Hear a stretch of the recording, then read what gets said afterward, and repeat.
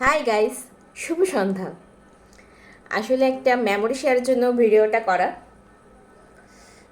আমরা 19 কিডস, তাই না? হ্যাঁ, এখনও নিজেদের কিডসই ভাবি। অনেক লাকি আমরা।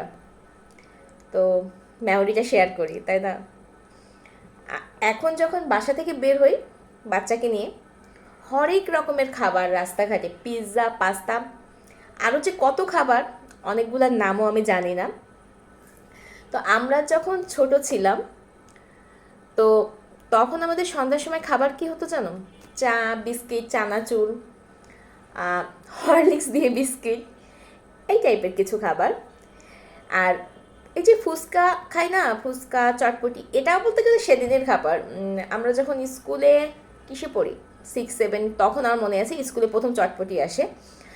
তো নতুন খাবার, সেই স্বাদ।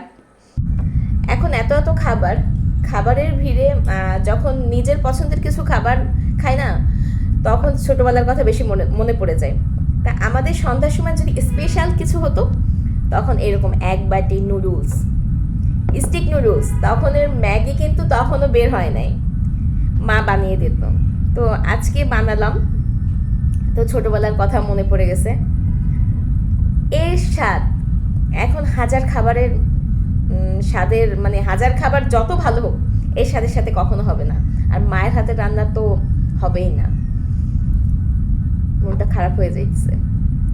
যদি ছোটবেলাটা বেঁধে রাখতে পারতাম, মাকে বেঁধে রাখতে পারতাম। তো 19 কিডস, কিডসের মতো হয়ে থাকি আর এরকম টেস্টি টেস্টি নুডলস বানিয়ে খাই। তো সবাই ভালো থাকো, সুস্থ থাকো, আর ছোটবেলাটা বেঁধে রাখো।